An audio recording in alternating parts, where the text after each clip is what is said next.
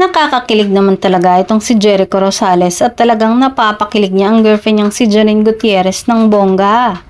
Sabi nga ni Echo, sa ilang buwan ng pagkakakilala niya kay Janine ay masasabi niyang si Janine yung tipo ng tao na hindi mahirap pasiyahin. Dahil kahit maliliit na bagay ay naa-appreciate ng aktres. Sa mga simpleng bonding lang sa bahay ay masaya na ito.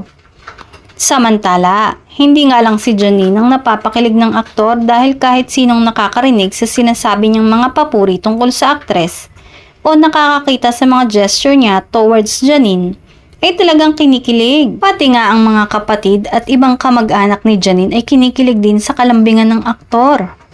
Wala na nga daw mahihiling pa ang aktor dahil na kay Janine na yata ang lahat. Kitang-kita din sa mga mata ng aktor na talagang in love na siya kay Janine at tulad nga ng sinabi niya, ay wala na siyang mahihiling pa. Tunay nga daw na maalaga at sobrang mapagmahal ang aktor, sabi ni Janine, at inamin din nito na hanggat maaari ay hindi na pinapatagal pa ni Jericho ang kanilang tampuhan at sinusuyo na agad siya.